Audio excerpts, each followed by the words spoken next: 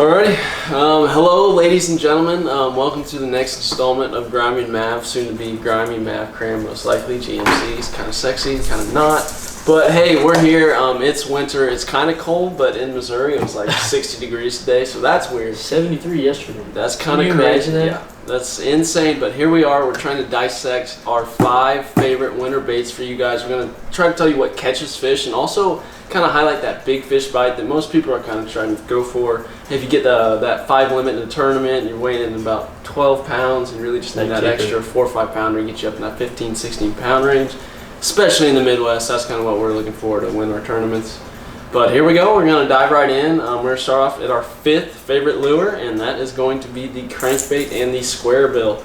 I have right here, this is a Gary Yamamoto. I think this is like a 6 to 8 foot diver. A little bit deeper than I normally like to fish them. I really like to target those fish whenever they're on that shallow structure. Anything that has a lot of warmth to it, any riprap, really get up there, crank it, burn it against the bottom of the water, get those reaction bites. Those big 3-4 pounders seem to live there. I'm always a big fan of anything with chartreuse, more in the springtime than the winter. I'm going to kind of try and match the hatch with some more a little bit white with some yellow in there.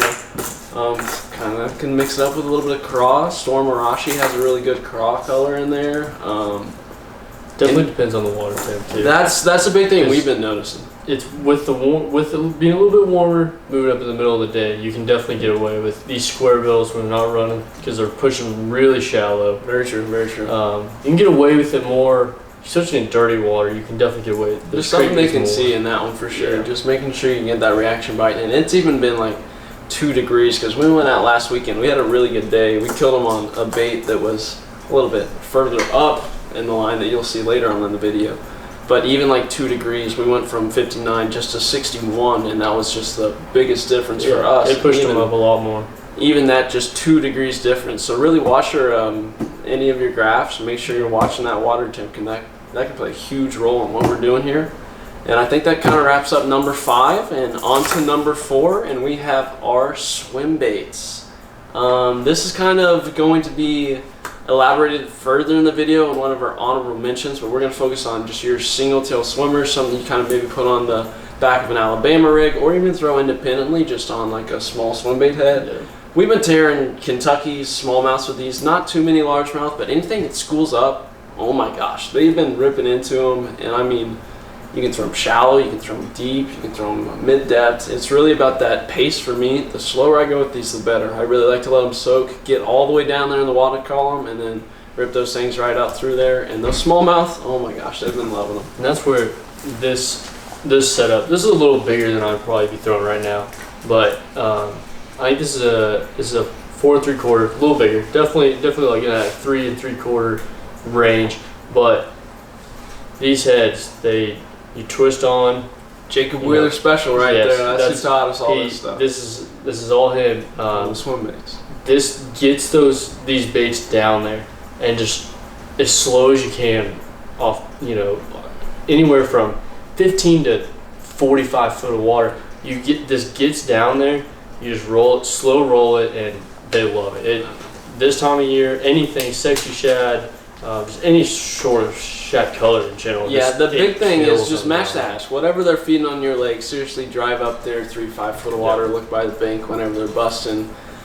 For us on Table Rock, this white clear mega bass has just been absolutely perfect for me. We've been getting these small little gizzard shads, or not gizzard shads, just normal shad, whatever they are. But they've been, perfectly matched up with that right there. And then like you said, the sexy shad is just a beautiful color, pretty much any lake around the country. Yeah. It matches real well. But I think it's time to move on to our third bait. And honestly, third bait could be the first bait if you're just talking about how many fish you want to catch. This is going to be the Ned rig. A lot of people don't like to throw it because they got to sift through the fault or the small fish. But I'm here to tell you, you will catch huge fish on the Ned rig. My first smallmouth ever out of a lake was on a PB&J Ned rig, and it weighed over 4 pounds. And in the Midwest, that is an insanely big smallmouth, especially coming out of Table Rock. But yeah, these things, kind of like the swim baits, slower the better. Anything that's going to just move slow, have really subtle movement, is just going to attract those fish. The PB&J for us has definitely been the best, but you can also get away with the craw color more later in the winter whenever those craw really start to brighten up and get their color. I love this Gobi color right now when it's still, like you said, that 59, 60 degree water. Like, it's not quite to that real winter. Like, they're not really that cold right now. They still kind of got the still blood rolling. Definitely still running those shad. And when you see, that dead shad, dragon bottom, Gobi kills it. And if you get really dirty, we fish, like I said, a lot of table rock. You get into Cape Fear, moving water, dirty water almost all the time. Chartreuse, we kill it. Coppertreuse color is just I don't know what it is, kills it.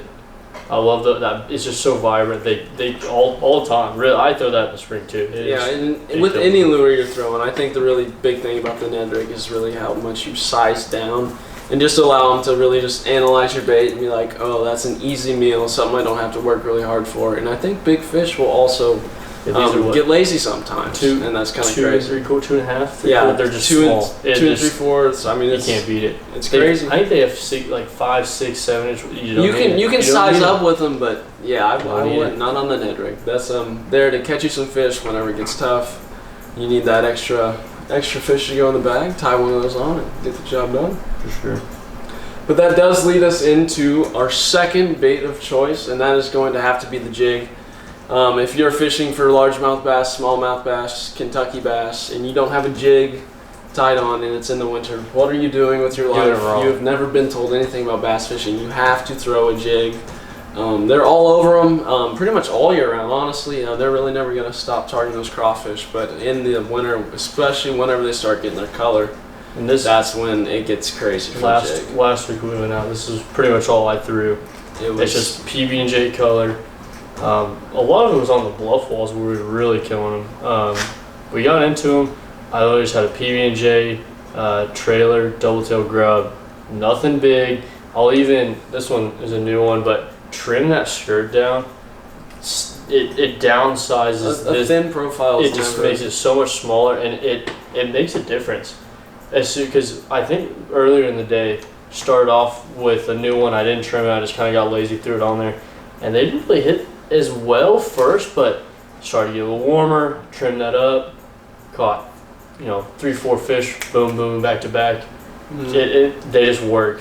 And PB&J right now, all year, I love PB&J all year, but especially like you saying, crawls come in late December when it gets really cold. They get really bright. They get on that rock, and you can really get into them throwing that crawl pattern. Exactly. Like I mentioned earlier, the bass in December really just are not trying to exert a lot of energy for any meal. They're trying to save that. It's cold. They don't really want to work out. They don't want to move.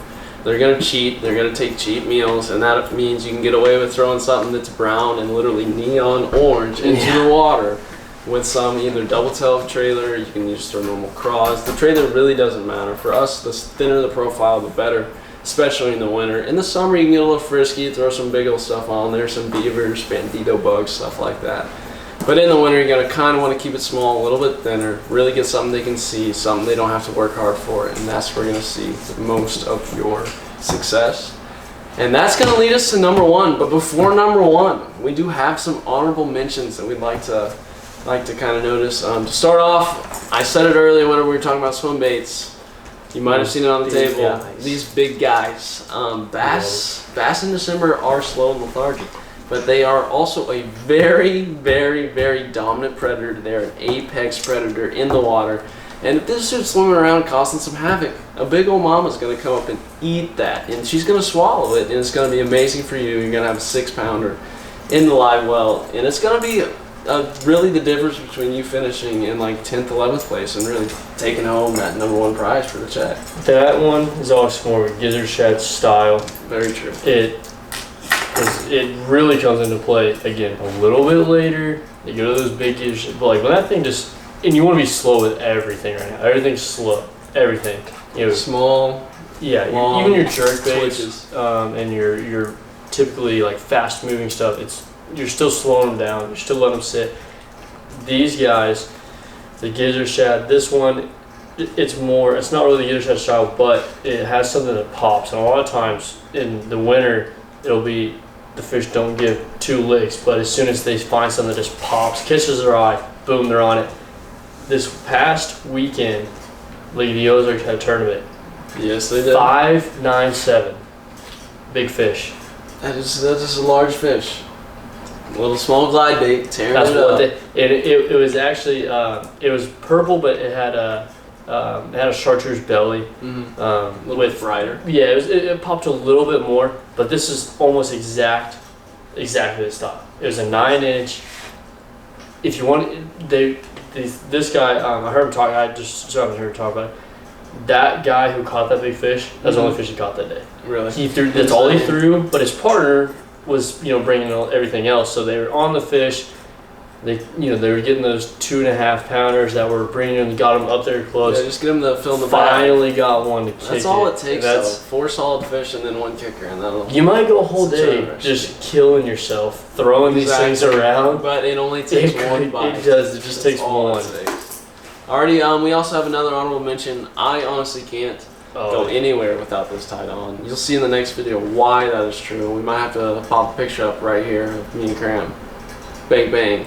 But these tubes, I tell you, all year round I'm catching them on them. I'll always keep one tied on, but even in the winter, whenever those bass are slow, just fish it a little bit slower. Make sure you get it all the way down. Make sure you can feel that thing bounce around and do all its weird spinning in the water. That's perfect for it. And whenever it gets later in the winter, those crawfish start to get their color. The same thing goes for the Ned rig. Match that crawfish color, throw a little bit of orange in there, throw a little bit of something with some red flake, get something colorful in there for the bass to target, move it slow, and just watch them come to it and destroy this thing. It's so underrated. Guys don't throw it anymore. People used to be super big on gets it. Some guys still swear by them. Some guys haven't even heard of them, and it's crazy. You guys have to get in on this. The tube action is all year is so crazy, and it's my favorite lure. That guy definitely, which you'll see. We caught a good fish on it. The best fish early so that, because I would say there's not a tail rock right now. It's definitely still more the fall. It's definitely more sure. fall. We're not fishing like winter right now. The water is still fall. Transition. Yeah, it's still early December. Like in the weather, we're still like October. It's bipolar right wrong, now. Yeah. It's 65 degrees. But right now, you still get that movement. You still get even if you throw something green, brown, white, even for the shad, I would say these are really good earlier, but again, that crawl comes into play Once when that water gets cold, and it just kills it. Not that we didn't catch fish on it, but very true. You can always go this color earlier and maybe have a little more success with that too. I completely agree. Sometimes we just get into those things. That tube has done us wonders. Yes, it has. So you can't saved us in a tournament. What got us in the top 5. But here we are, the moment you've all been waiting for. This is our final bait. Probably the one that we have the most fun throwing. I think it's super exciting. It is a lot of work. Sore forearm, but that is our jerk bait right here. I have a deep diving jerk bait. This is going to be getting down there about 8 to 12 foot of water. This one sucks to throw, honestly, but it is insane, especially on bluff holes like we were doing. And you definitely have to throw that later. Oh yeah, you get it later, and it has to warm up, and they have to have at least a little bit of juices going. I'd say a little bit of. You got to get it down there. Feed in the system. You're gonna get down there pretty far, but slow, long jerks. Always jerk that line on some slack. Do not jerk it while it's tight. You're gonna ruin the action on those jerk baits. But on these things, I really like to stick to white. Anything with a white belly, so you can throw some chartreuse in there every now and then. But match the hatch really. Get something that shines. Maybe get a few knockers in there. I prefer the knockers. This isn't a Megavast Vision 110. That's probably what I would recommend at the top line, but if you don't want to pay $30 for a jerkbait, come get some of these, like Rapala stuff, anything like that. We will still throw those every now and then, and I mean, it is just the same as my Vision 110 whenever it comes to how big of a fish it will catch. It's just a preference on the movement, so you can kind of play around with certain brands. And I don't know how much you talk about slowing down. You can, especially these suspending ones, they'll stay there. Very true. You can 6 seconds. 2. Give 3, it 4, time. I can't 5, tell 6, you 7, how many 10. times that I think it was it was early spring. It was real early. It was 55 degrees. Spring was coming up, and I can't tell you how many times I would jerk, and I'd mess with the trolling motor or turn around, and I would just stop for like 6, 7, 8 seconds. It just sits there. Just set your rod down. They will come and get it. Do anything. Slow and then wait some more. And they'll just have it, and they'll just be floating with it in their mouth. You can't exaggerate how important it is to not rush your jerkbait. Exactly, and that is the same thing with any lure that we've talked about today. The biggest thing, if we could tell you anything about winter fishing, is watch your water temp. Whenever it gets super cold, if you can find even 2 degrees warmer water, go target that. At least try it. See if they're there, because bass are lazy and they want to be as warm as possible, have the easiest time to get their meal, get there, get out, do whatever bass want to do. They want to do it easy.